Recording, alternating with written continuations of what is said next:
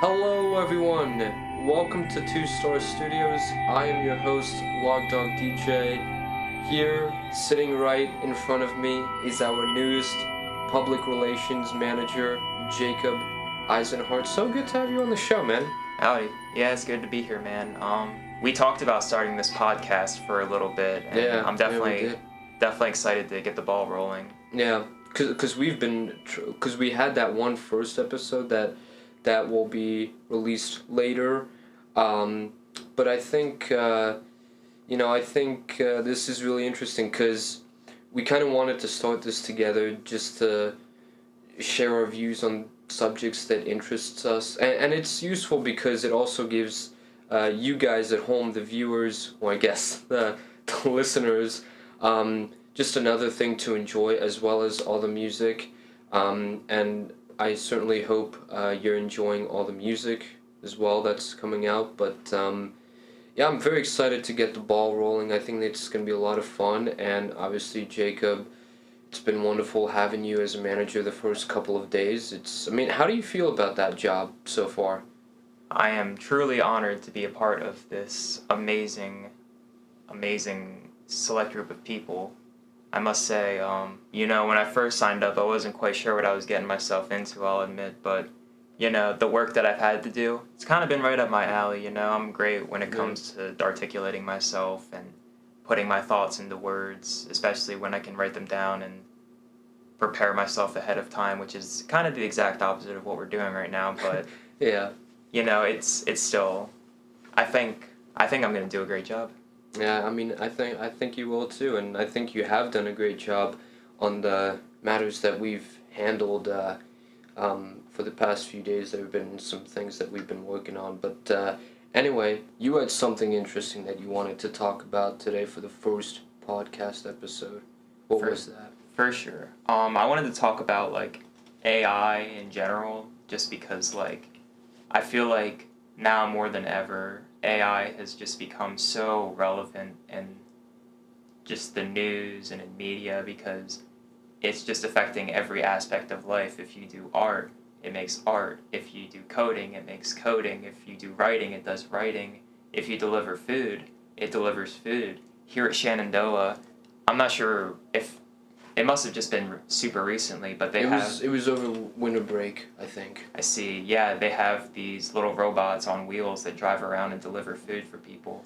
And it's pretty surprising that they would even have that because, they have to cross streets and they have to go on a campus where there's lots of stairs and, it's literally the winter, so there's gravel all over the road. There could be snow and all kinds of other things. And it's just like,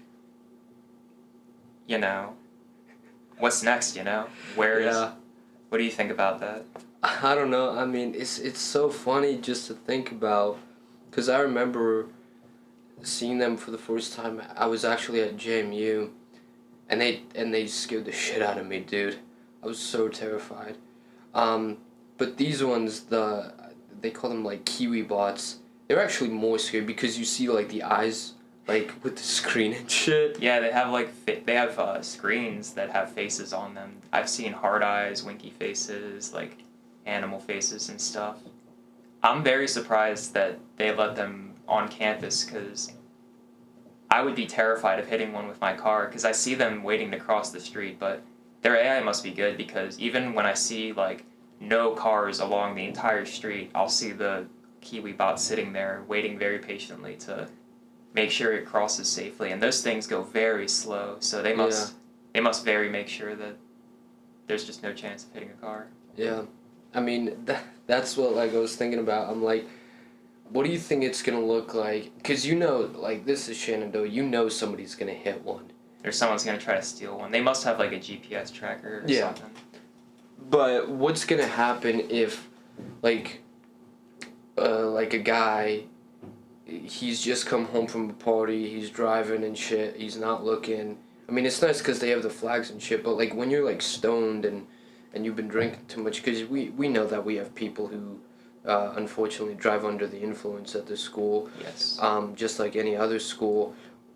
What do you think the campus is gonna do during the first accident, when one of these gets hit, do you think they're going to be removed entirely, or? That's a good question. Because it's a big investment too. Yeah, that sort of brings into question, like, whose fault is it really? Like, is the bot, where on the street is it crossing? Is it on the is it on the crosswalk, or is it just like in the street? Did it get stuck? Was its headlights on? Was it during the day, during the night? I feel like if the person was intoxicated, I feel like the person would be put at fault. But I think if the person was sober and they were alert and maybe, like, it's kind of hard to say because those bots just move so slow, Yeah. I think they move too slow. Definitely. Like, if there was one in the street, you wouldn't just, like, have one run in front of you and hit it. Like, it would just be sitting in the road and you would have to hit it, I feel like. Yeah. I don't know.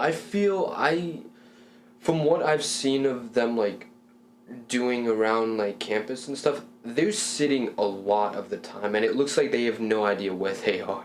Yeah, I feel like even if you live, like, on the main campus, within walking distance of the student center, if you ordered food from there, it would take you, like, 20, 30 minutes to get it, if not more. Plus, you would have to still go outside and get it from the robot. Yeah, I feel like it would take longer to wait for one than to just go pick it up yourself. But then again, you have to realize that there are people. I think they were made for the people who don't have cars, because I know a couple of people who don't have cars who live at, like, SCC, or, like, they call it VCC now. You don't have to, because, like, look at ECC or VCC, you don't want to have to walk all the way to the grill, and I think that's the reason that they were made. Yeah, I have seen them driving up the hill to ECC before. Mm-hmm. I saw one in the parking lot last night. That's the first time that I ever got close to one, and it looked like it was following me, and I just started walking a bit faster because I was like, I don't know, it's just weird. Like, we're living. This is one of the coolest things, because this is, like, look back at the Jetsons. Like, we are now in the age of the Jetsons. We are living among robots. Yeah, Do you ever think about that shit? Pretty much coexisting with, like, AI and machines. Yeah. At this point. The weirdest thing about AI, in my opinion, that I experienced not too long ago was I came back from overseas during winter break, and I was going through passport control, and I was doing the global entry thing, and basically what you do is you go around the big passport control line and you go up to these machines, and they scan your face and they give you a ticket that you give to the cop at the behind the glass with your passport and stuff, and it basically told me to just stand in front of the screen, and then it would scan me, give me the receipt. I didn't have to put anything in, didn't have to show my passport, printed it out, my name was right on the ticket. Just from your face? Just from my face, and I was terrified. I'm like, because I was looking around, I'm like, did anybody, like, put my information in? And no, it's just, that's AI, like. That is pretty creepy. And then you have to think about, like, traffic sign, like, not traffic signs, but, like, the traffic cameras. Yeah. And, like, your phone, for example, and your laptop, and, like, it's nice because the phones and the Macs now have that little dot that appears whenever, like, your camera is being used.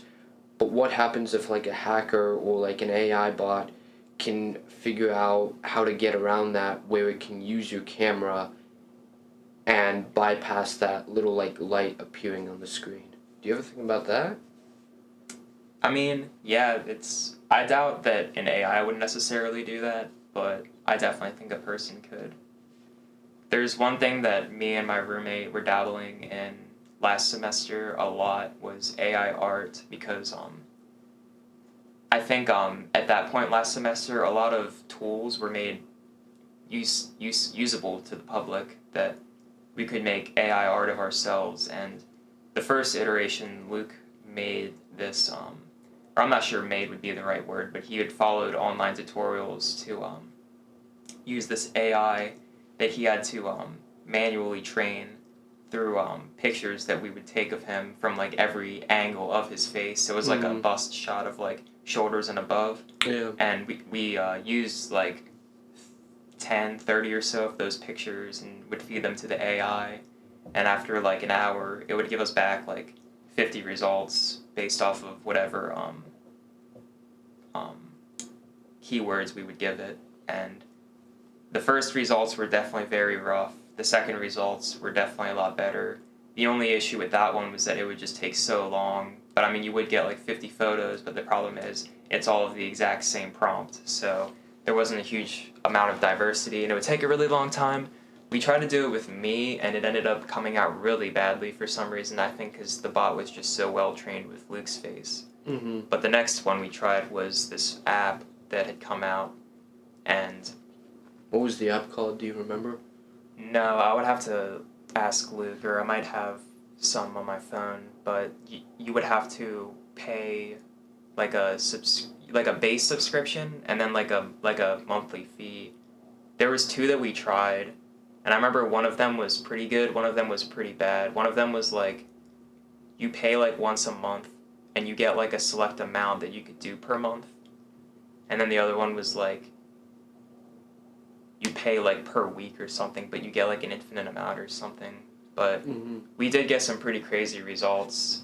Like mostly they were just like us, but in like different clothing or in like a cool environment. There's some where Luke would look like a Jedi. I have one where it's like a picture of me in like a suit in space on like a piece of artwork that somebody else is like observing. Mm-hmm. It's really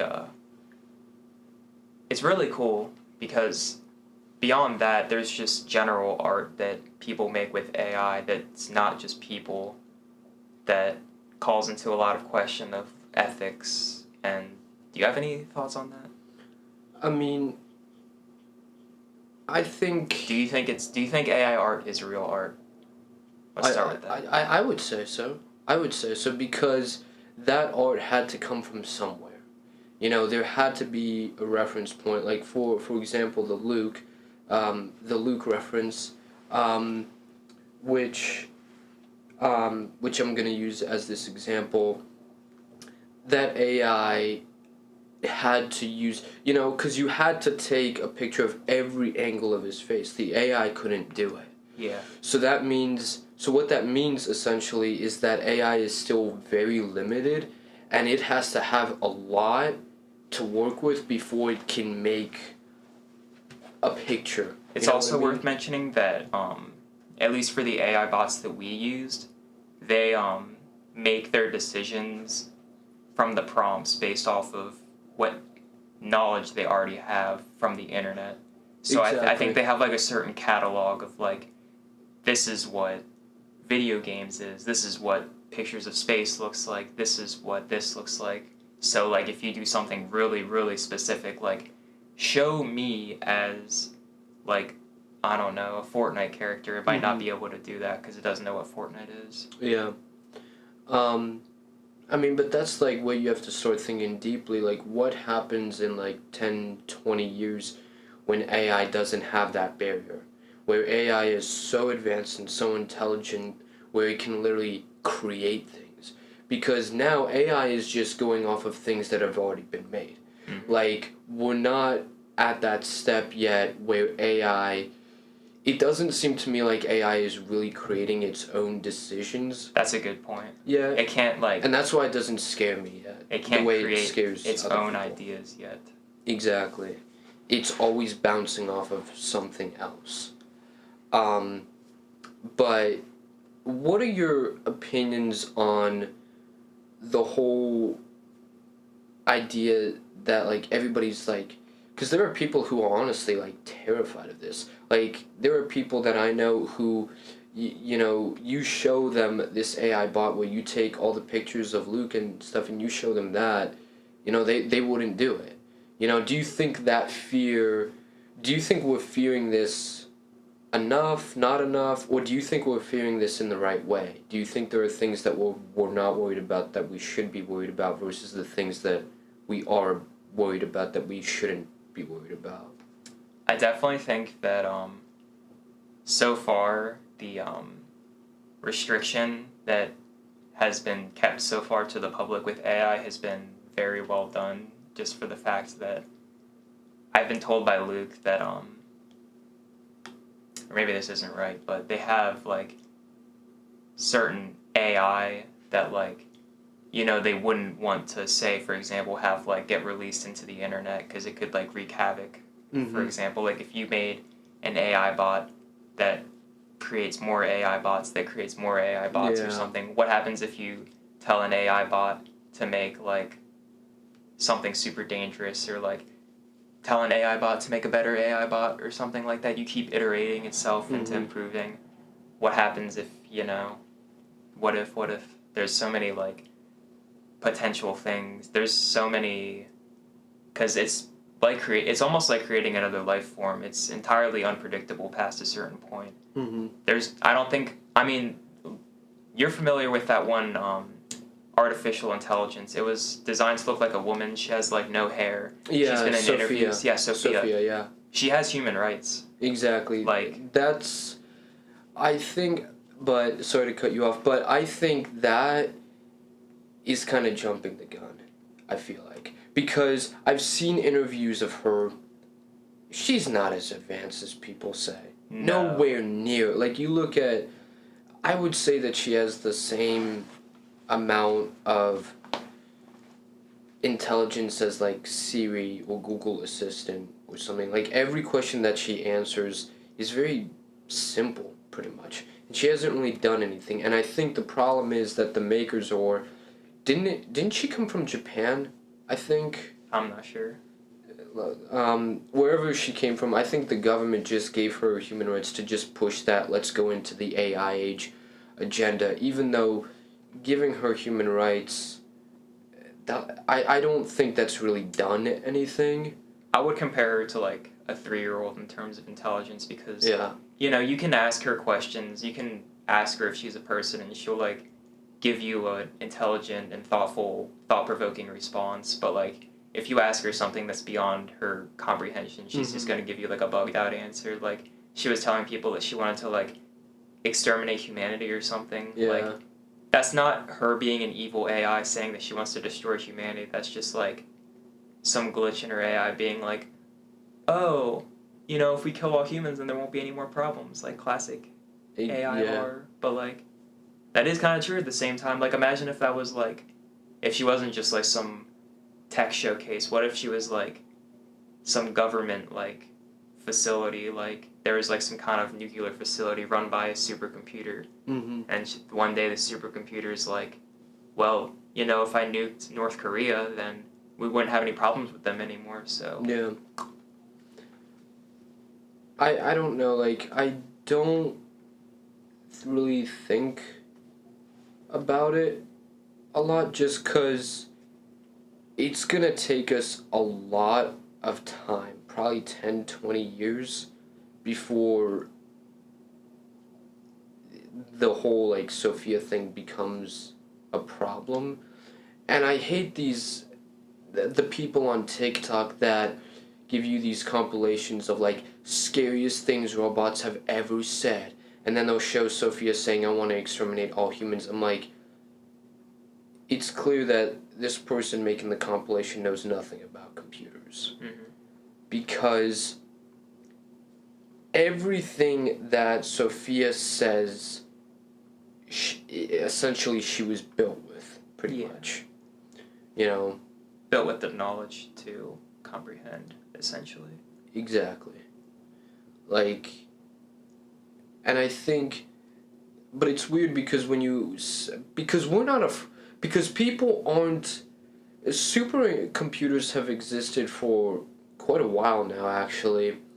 Yep. But everybody still talks about Sophia as the downfall of humanity. I'm like, it's not Sophia. It's one of these supercomputers that are literally connected to like the entire internet, and who can make these calls where it's like, I'm gonna nuke North Korea. It's the supercomputers that have this kind of power that Sophia I don't think she'll ever have. I think Sophia was created simply as a showpiece, a bright and shiny object, and that's it. I don't see any potential in her. But the supercomputers, that's what you gotta think about. You know what I mean? I'm sure even back in the day, in like the 60s, when people had those supercomputers that used vacuum tubes, and they were big enough to take up an entire room, and they required like a group of trained people to operate, people thought, man, once that stuff like kicks off, we're gonna live in like an apocalyptic, what's that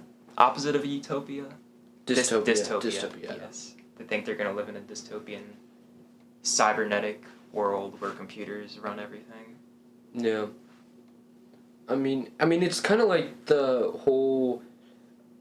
I mean, like, I'm gonna throw one out here, but we might be thinking about this the entire wrong way, because you look at going from horses and carriages to cars. Everybody was terrified of that, you know. And everyone thought that cars were a naturally better alternative for the environment because back then everyone rode horses and there was a huge issue with pollution with poop. Yeah. There was poop all over the streets. Yeah. There was poop all over the trails, and people would either have to clean it up or just leave it sit there, and then there would be disease and flies and awful things would happen. And then cars come out. The only emissions was the CO2 or the steam or from the cars, and people had no concepts that that would have any impact on the environment. So they were saying, hey, these cars are great, eco-friendly, no more pollution, no more pee or poop anywhere. You don't even have to feed it. You just have to give it enough fuel. Yeah, exactly. And then you go into the whole going from gas cars to electric cars, and like look at Tesla and like the whole like autopilot kind of thing that everybody's dealing with now. What do you think about like autopilot as far as AI is concerned? I definitely think it could work. I definitely think there's a lot of interesting points that people bring up. For example, like if you're driving down a street and you're coming across like a crosswalk, you're going too fast to stop, and there's like an old lady and like a mom with her baby or something like that. Yeah. Like, who do you hit? How does the AI decide what it does in an emergency? How do you hold an AI accountable if it like misjudges something or makes a mistake? Is the person held accountable?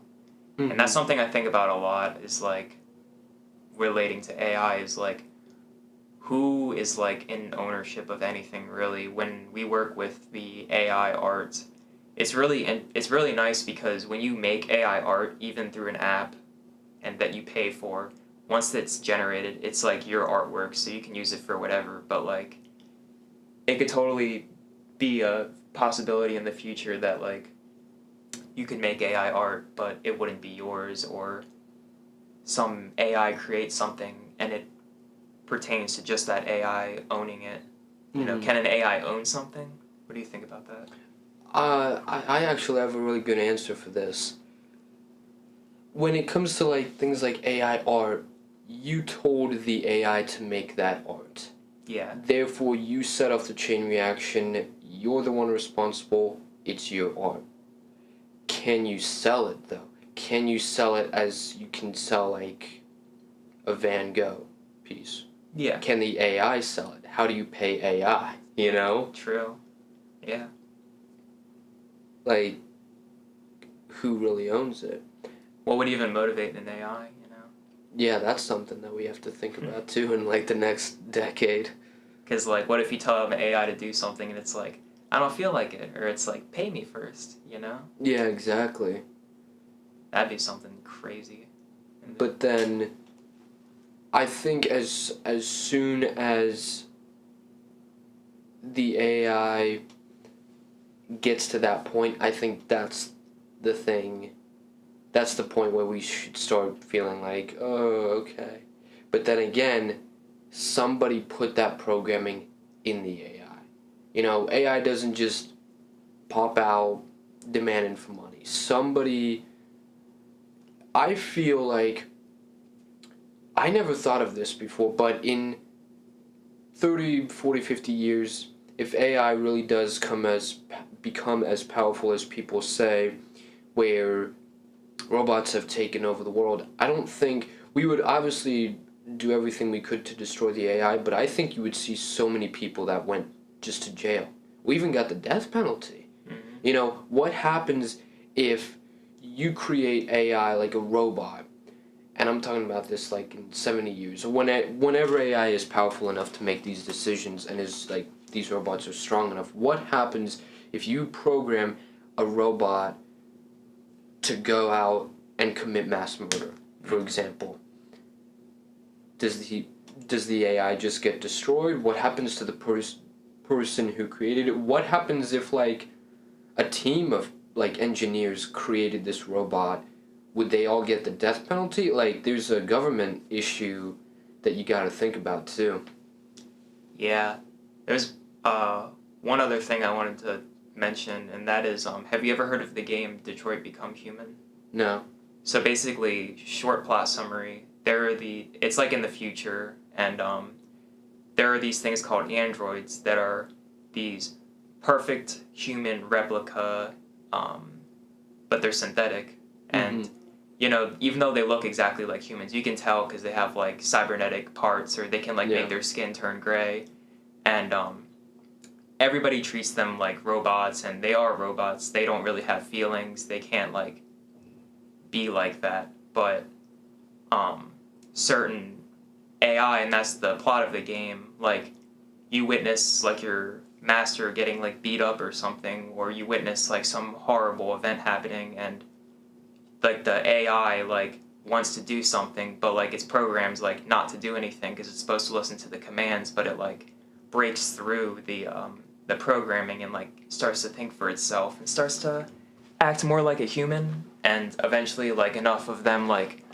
start to like break through their AI that they like create like a home for themselves and like a little like rebellion where they live by themselves, and then it becomes like the people are trying to stop the people who are like turning into like revenants or whatever they call them, and it's like a whole human rights thing where they're just like, guys, please treat us like humans, we're real, we have feelings. And I think that game became a lot more relevant today than it did when it came out back in like 2016, 2017. Yeah. What do you think was... Do you think there was an event that happened that got everybody thinking for the first time about this issue? Definitely. Because I didn't think about this in like when I was in elementary school, for example. I think one of the biggest catalysts to everybody freaking out about AI was there was an art competition, and somebody put AI art in the competition, and I think it got first place. And once it was revealed, a lot of people were like, hey, this isn't fair, this isn't right, this isn't art, it shouldn't be allowed. That's creepy. Like, one of the movies that I've always wanted to see, it came out very recently. Do you know Megan? No. It looks like a, Wait, yeah. Is the that one the doll? with the girl, Yeah. Isn't that about AI, I think? Or is it just a haunted doll story? I've heard that... I think it was like an AI, because I remember in the trailer, she's like, I got your friend to protect you, but then she like decides the best way to protect her is like killing everybody or something. Yeah. I don't know, I've heard that movie is about AI. And I really hope it is, because I want to see it really badly. It looks so interesting. But then another point that I wanted to bring up is airplanes and autopilot. Because that's essentially AI too. We've had that for a while, haven't we? But people aren't scared of that. Yeah.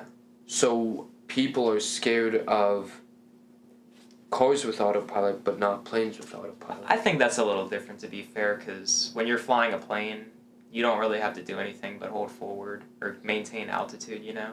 You don't have to watch out for other cars, oncoming traffic, making turns. And you have people that are like professionally like trained to handle autopilot, and we call these people pilots. There's always like at least two people in there. Yeah, exactly. So, no, I get that argument. One of the arguments that has been made multiple times about AI is, or I guess the driving cars, is that if every car on the road was self-driving and had cameras installed everywhere, what they're saying is that the amount of fatalities would be, except for the crazy pedestrian accidents, the fatality rate of like car accidents would essentially be zero. Because the problem with the Tesla cars is that you have organic drivers and then you have computer drivers, where the organic drivers are unpredictable, but the computer drivers aren't able to make these predictions because they're following a very strict programming. And so how do you make that mix where you have because let's say that the computer car is driving, or the Tesla is driving, and there's one guy who makes like a quick left turn or something, and the Tesla wants to like stop and make that turn, but their programming says you can't stop in the middle of traffic. Yeah. So they go. And so that's the biggest problem that I see. It either has to be all organic or all self-driving. I don't think there can be this real like mix, because you have crazy drivers and then you have computer drivers who want to get out of the way, but their programming doesn't allow them to do like all these different things. And you look at like the Teslas, for example. You have Tesla cars, but then you have another company. I don't know where it's based, but their entire thing was full autonomous self-driving. So they had a camera on the top, 360 camera on the top. They had cameras on the mirrors and stuff. There's so many more cameras than a Tesla ever had, which is why a Tesla, you can only use autopilot on like the highway where you can see the two lines and stuff. But as soon as you like come off the highway, then you have to like take control and stuff. Whereas this other self-driving car that they're making can do everything, so you don't even have to touch the controls once. Yeah, it's kind of funny. Also, in Detroit Become Human, the cars in that game, I could totally see this becoming a thing in real life, but the cars in that game are completely self-driving, and they don't even have steering wheels in them. Like, they have no controls. You just walk in and you tell the car where you want to go, and then once you're there, you're there. Another thing that one of my relatives actually, because we were talking about this, she fears that people will get lazy because if people don't even have to drive anymore. Do you think that's, in my opinion, I don't think that's the biggest problem, but do you think that laziness is part of our concerns, at least right now? Kind of, because, I mean, if you look at, for example, there's a bit of like I'm not sure what the official name of this would be, but there's like an attention span crisis happening right now. Oh yeah, definitely with like social media and everything. You know, all the kids these days are growing up like from like infancy with iPads and iPhones and unlimited access to the internet, and I see videos of people who are like, you know, my age even, you know, in their 20s, like they can't eat without watching TV and having like another screen with like gaming on in the background while listening to music, or you know, you can't watch a movie without like having something playing in the background, or you can't sleep without like 20 different things happening, and it's just like people can't focus as well on things as they used to. People can't just like be like, okay, I need to do something, I'm going to do just this, even if it's going to take a long time, even if it's going to be hard. I feel like less people are willing to do hard work, but I feel like at this point we're just getting more into like, we're talking less more AI, more of just society. Yeah. But I feel like in general we're becoming less self-reliant, more asking for help, more less work for me. You know what I'm saying? I mean, we are in the age of we no longer produce. We're not in like a production market. We're in like a commerce market where we sell goods and what is it? We what's it called when you do something for somebody, like if I'm a plumber or something, like we sell services. Oh, yeah, services and labor. Yeah, services and labor, stuff like that. We don't really like farm as much as we used to. We don't like produce like as much as we used to. We just sell services. We make social medias. We make technologies and AIs and things that aren't necessarily necessary, you know? Movies, you know, some of our biggest industries are like entertainment and stuff like that. Like look at like the World Cup, the NFL, Hollywood, Marvel, and all that. We just buy all of our necessities from other countries where they make it. And that's how we make our money too. They buy stuff that they need from us. Yeah. That's kind of what the world is nowadays. Just buying things. George Carlin, who's this comedian who I love, I mean, it's one of the reasons that he's so smart because he's able to point these out. And the problem that we have now is people are just obsessed with two things: shopping and eating. Everything kind of goes down to those two things: shopping and eating. Like, you see, like, how big some of these malls are now. And, like, you look at Tyson's 2 down in, like, near Falls Church, it's literally an entire store, like, because there's Tyson's 1 and Tyson's 2, and I'm pretty sure that Tyson's 2 is the one that sells all the Rolex, like the Rolex watches, all the Porsche cars and things like that. The problem is people are so power hungry for attention that they are willing to spend 20 grand, as much as a Toyota, on a watch. Mm-hmm. That is insane to me. And I think people are more focused on, like, how they look and what they wear than what they actually do. It's really telling when you look at certain celebrities and their upbringings. If you look at people who get famous off of, like, movies or music, something that's, like, insane with the amount of revenue that they would be earning and the amount of fame that they would get, they tend to become different people by the end of their journeys. Like, say, Justin Bieber, Miley Cyrus, you know, if you look at those people, like, 10 years ago, unrecognizable to how they are now. Like, Yeah. But if you look at, like, somebody who became, like, a famous YouTuber, they tend to, or just some sort of, like, humble upbringing, they tend to talk about how they live pretty similarly to how they used to, you know? Mm-hmm.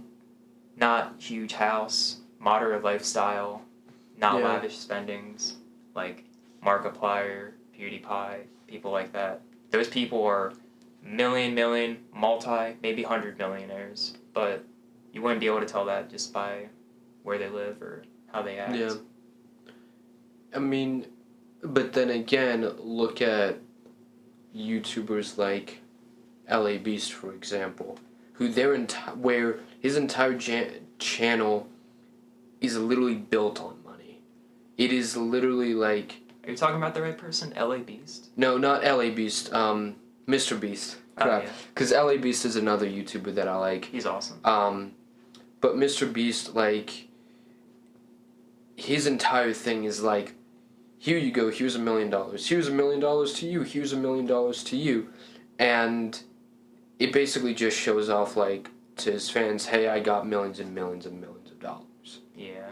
You know, so I think YouTube is definitely a better place to really push out that, if you have content, that's the place to, like, push it out versus, like, getting a record deal, and then you start working with the music industry that's pretty much built on money as well. You know, we're only going to push your song if people are interested. Are people interested, like... That's a good point that you say it's built off of money, because, like, you know, with YouTube, for example, most people don't start that because they're like, okay, I'm going to start this YouTube channel, I'm going to be famous, I'm going to get $1 million off of that revenue, I'm going to become a billion subscribers. Most people do it because they think it's fun, they enjoy it, or they get some kind of satisfaction. Yeah. And stuff. But... I mean, most people do have that end goal, but that's usually not the main reason. Yeah. I mean, but, like, you look at people like Billie Eilish who... they're singing with such a low level of... they don't need to push their voices a lot to sing it, yet because Billie Eilish has items of hers, like a jacket that she wore in the Cleveland Hall of Fame, like the Rock and Roll Hall of Fame, like, and I'm like, I didn't know she made rock and roll music. Exactly. But that's the thing. That's the thing that I'm trying to push here, because the only thing was she was different. Was she good? I don't think so. But she was different, and that's what the record companies love because they're like, oh, you're different. If we put your music on the radio, people are gonna listen to the radio. People are gonna give us more money, and the end result is so the record labels can get more money. It's not so they can push out the music that people have really had to work hard on. Yeah. Like, I think there was only like a couple synths that was in Bad Guy. Like, there wasn't even really any instrumentalization there. It was basically just her voice and one guy like just sitting playing one keyboard and putting like a generic like drum track behind it all. Yeah, I definitely didn't understand the hype behind that song. But I don't think I'm like a big Billie Eilish fan in general. I don't really like pop music or any type of like sad. I don't like sad music because it's like, why would I want to make myself sad and just sit here and listen to sad things when I could be doing anything else with my time? Yeah. Listening to music that makes me feel good. Yeah, exactly. Which reminds us, please check out the latest hit that just came out from Two Star Studios, Jacob. It has been so wonderful having you on the podcast. Can't wait till we do the next one. Of course, but don't forget before we go, make sure you subscribe to the YouTube channel. Make sure you follow Log Dog DJ on Instagram. Make sure you follow me on Instagram at That Missing Sock from the Laundry. Anything else you wish to plug, my good sir? Yeah, both of our Instagram usernames will be in the description box below. And we can't wait till we make the next one of these. We'll see you guys later. Peace.